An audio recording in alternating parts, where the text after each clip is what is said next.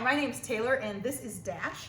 Dash has a new brother and they are learning how to get the two acquainted in a healthy manner. The first thing we talked about today was exercise. It sounds like both dogs need a little bit more than they're getting. Based on what I saw with Dash earlier, he fetched for about a half hour when I got here. He was pretty awesome for the rest of the session.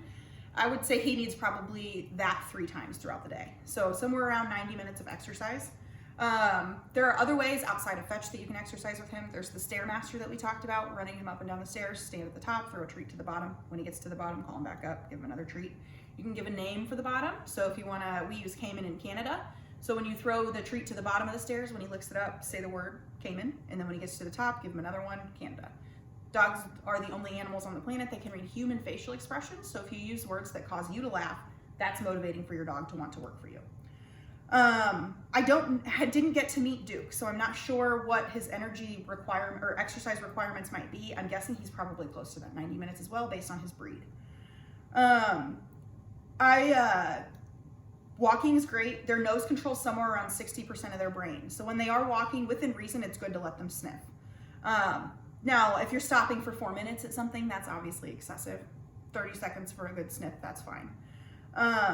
But you want to let their nose burn some of that energy for you. In terms of other things you can use to burn energy, food dispensing toys. My dog Luca loves a snuffle mat. I feed him his dinner every night out of a snuffle mat and 1 or 2 food dispensing toys. Snuffle mat is about the size of a placemat, similar to this, and it has fleece tassels on it. You can pour the food into the mat, work it into the mat. Now your dog has to move the tassel, find the food. Move the tassel, find the food.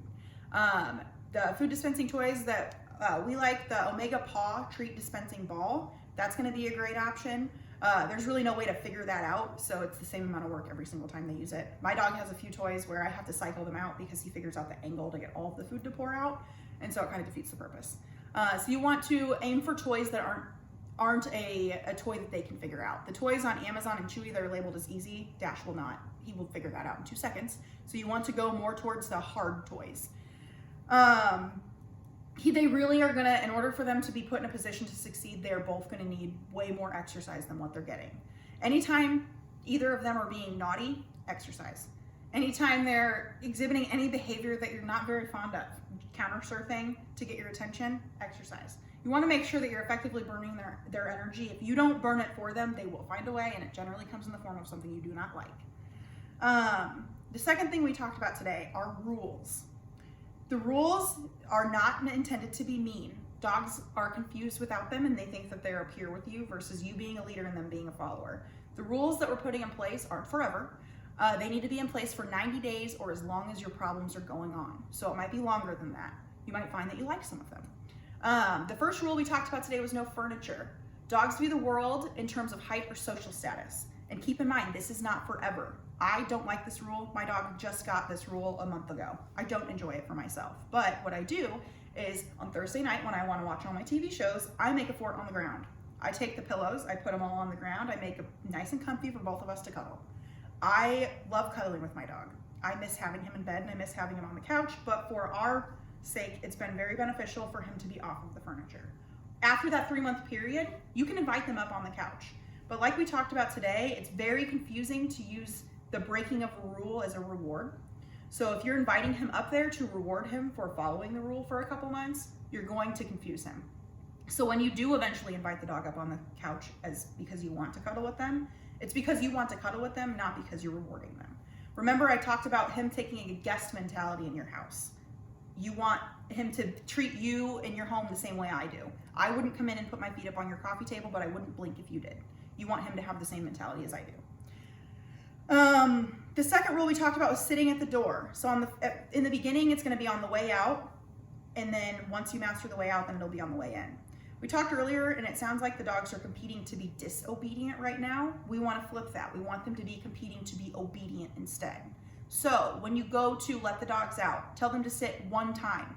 If one of them sits, that one goes out. The other one stays inside. They're gonna wait for 1 minute. When you wait for the 1 minute, sit down and make yourself look occupied.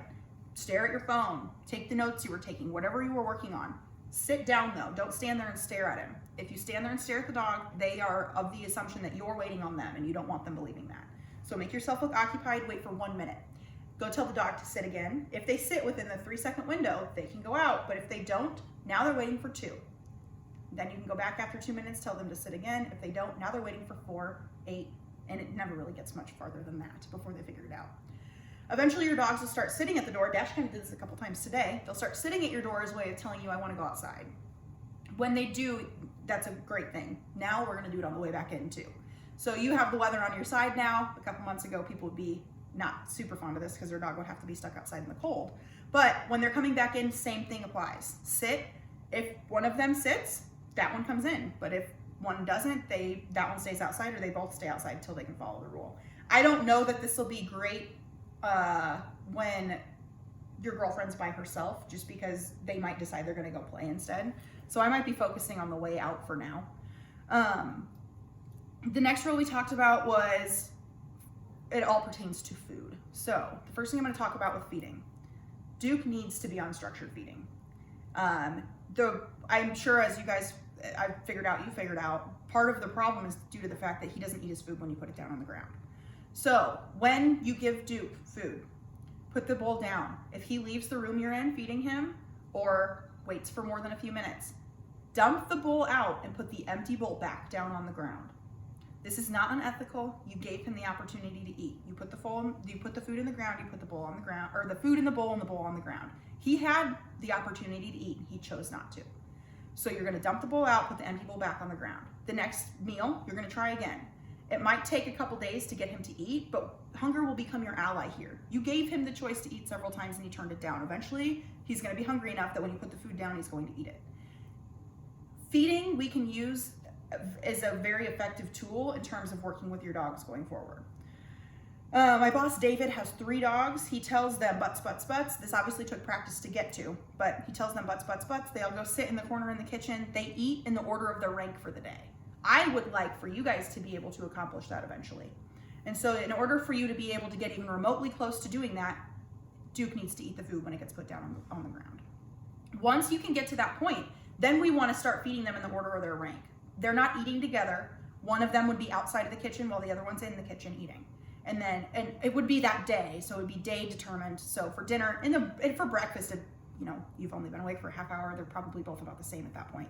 So I would feed Duke first, he's older, and then, or unless he was having a bad day the day before, maybe Dash would eat first. But the dog who's better behaved gets permission to eat first. I would give them both words that mean eat. So Luca's word is pizza. David uses the words grub, feast, and lasagna. But for 3 months, the first bite of food that each dog takes, they should hear a word that only means eat to them. So we'll use tacos and chimichanga right now. So Dash would hear tacos the first bite he takes. Duke would hear chimichanga the first bite he takes. After 3 months of practicing this, instead of the snap that Dash gets right now to eat, you would give him the word tacos to get up and eat, if that makes sense. But you want to work up to having them doing things together that are good things, practicing self-control and waiting for permission to eat their food. When you are cooking or you are eating, they should not be in the same room as you. So we went over a boundaries exercise today in terms of we practiced Dash today, keeping him out of the kitchen. The rule only applies while you're cooking, so they can go freely in and out of the kitchen when you're not cooking, and they can go freely in and out of the dining room when you're not eating. But when you are eating and you are cooking, they should not be sitting underneath your feet. They shouldn't be sitting there staring at you, challenging you. They should be out of the room.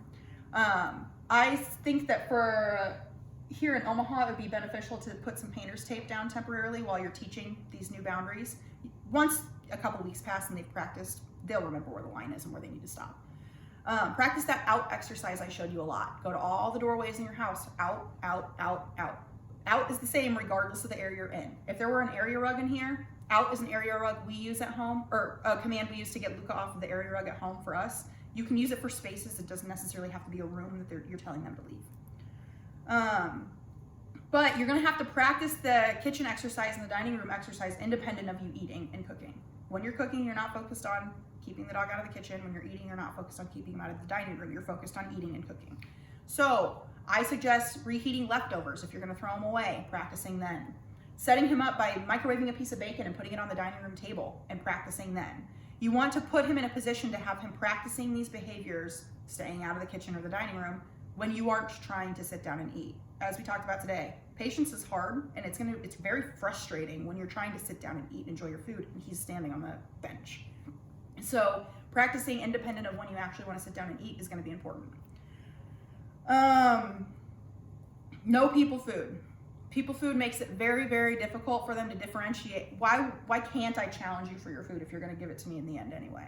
So you want to limit how much they're getting. If you do want to share with them, David always talks about how he cuts the gristle off of his steak, puts it in the microwave. The next morning, the dogs get that for breakfast instead of giving it to them at the same time as the meal. They're now not associating the food they're getting as coming from your plate. They just think it's a nice treat you're getting the next day. And so feeding them directly from your plate is very confusing. It's going to make it very hard for them to respect any sort of boundary when it comes to respecting your space. Let's see. Petting. We talked about petting today. It sounds like they're both trying to steal attention from the other. So if you're petting Dash and Duke tries to wedge his way in, vice versa. The dog who's trying to steal the attention, give them a stiff arm. Keep them away. You keep petting the dog you're petting for as long as you want to. If the dog that's being stiff-armed throws a temper tantrum while you're petting the other dog, they don't get any attention in the end. But if they're calm and they stay there and they're amicable, then they can have attention too. But you don't want them trying to compete to be disobedient. You want them competing to be obedient. When it comes to petting, we talked about petting with a purpose. Petting with a purpose. When your dog tells you to pet them, tell them to sit one time. The more you say it, the less you mean it. If you repeat it over and over and over again, they just get better at ignoring you. So tell them to sit one time. Dogs learn through repetition, consistency, and good timing. So if 3 seconds is about the window that's required for them to make a connection for why you're correcting or rewarding them. So if they sit within that 3 seconds, you can pet them as much or as little as you want, but they have to sit beforehand. If they're already sitting or they're laying down, get them to move to a different spot and sit, and then pet. But they have to go through some action in order to earn the attention from you. I understand the love and want to pet your dog. I very much so enjoy those things too. But with practice, this helps your dog see you doing leader-like things. And right now that's going to be very important for the two of them. Let's see. So petting with a purpose. When you are together, we recommend a watchword, paycheck. So if you see that Dash is getting attention he didn't earn, paycheck means stop petting the dog, tell the dog to sit, and then you can start petting again. This keeps you both accountable. It's not a, haha, gotcha, you forgot to tell the dog to sit. It's just a gentle reminder that this is what we're doing going forward to help both dogs. The other thing we talked about was passive training. We often do a really poor job of telling our dogs the things that we like, and so they do the things we don't like picking up dryer sheets and running the other way. They're seeking attention. Negative attention and positive attention for dogs, like I said, is almost the same thing. So if they can get it through a negative way, they will. Let's go flip the role there. Let's start showing them both the positive things we like. When your dog comes to you, pet them and say come. When they sit down next to you, pet them and say sit. When they lay down, pet them and say crash or down, whatever your word is. If there's anything cute that your dogs do, mark it with a word. David's dog Quest grumbles. So he used to do it as a way to try and get attention from David. David marked it with a word, gave it a hand gesture, now it's a command. So you can teach your dog to do cute things that way. Teaching them the food word, that's passive training. Passive training just guides them through seeing the positive things that they can do to get the attention that they need from you, or the attention that they want from you, so that they do those things versus the things that are getting them negative attention. Let's see, and I already talked about the boundaries exercise. I'll link that in the video so that your girlfriend can watch that as well, so she has kind of a baseline or a guide to follow. For Dash, I would start having him sit for fetches. So when you have time to. When he drops the ball, tell him to sit, and you don't pick the ball up to continue the process until he sits. So the ball stays on the ground. And then once he sits, pick the ball up and start the process again. I might see if you can get some freeze-dried treats. I think he will be a little more inclined to drop for those than he was for the turkey trainers that we used today. Those have a stronger aroma. Luca really likes cheese, so maybe that'll work for Dash too. But I would test some other treats to see if you can get him to drop. We went over a leave it command today. I think that it'd be beneficial for both dogs to learn that command. Dash picked it up pretty well today. He was warm when you practiced, so that the first time you practice is after I leave. He might be a little more persistent about getting the treat. But I would practice that a lot. And like we talked about, master it inside, then up the value. So maybe drop 5 treats instead of 1. But like you brought up, make sure you scale it back again. So when you drop the 5 treats, don't drop them from up here. Make sure you're down here. 5 treats are way more enticing than 1 is. And then work up to practicing it outside, so you can leave it on the mulch, the sticks, things he picks up out there. Let's see. So in terms of dog body language, for Dash and for Duke, I think it'd be beneficial for you guys to figure out what their normal is so you can read their body language a little bit better. His tail position when he's relaxed is pretty much like this. His ears are floppy. And what you want to figure out is his overall demeanor when he's calm. He's at his baseline normal. And then that way when he is overexcited or playing a little too rough, you have a guide. You guys have to or should start consistently intervening with them when they do play. So if they play and they get to a point where they're at a level 8, give them a break and have them calm down. This might require a leash timeout like we talked about, and I'd put both of them on leashes so that they can't rile the other up. They have to calm all the way back down though. If they get to a 9 and you calm them back down to a 6 and you let them rejoin playing again, it's very easy for them to get back to that 9. So we want them to calm all the way back down before they're allowed to play again. If you're consistent about intervening when they're at a 5 or a 6, they'll start playing at a 5 or a 6 or lower instead of taking it to that high level. They want to keep playing, but if you intervene consistently, they'll keep their energy level lower than when you intervene so that they don't have to stop. Things to look at, their ear position, tail position. You already understand the posturing, but anytime that Dash or Duke tries to posture the other one by sticking their head over the other's shoulders, we want to intervene there. But it sounds like you've already started working on intervening during playtime, which is great. For now, I'd say the focus to begin with, since you guys have a quick change coming up, structured feeding. Let's get Duke eating his food when you put it down on the ground. Wait until after this weekend, till you guys are separated again, and then start working on that with Duke. Maintain the way you have been through this weekend, and then after that, let's start working on the structured feeding. And then the rules, the furniture, the door, staying out of the kitchen. Let's start practicing those right now as well.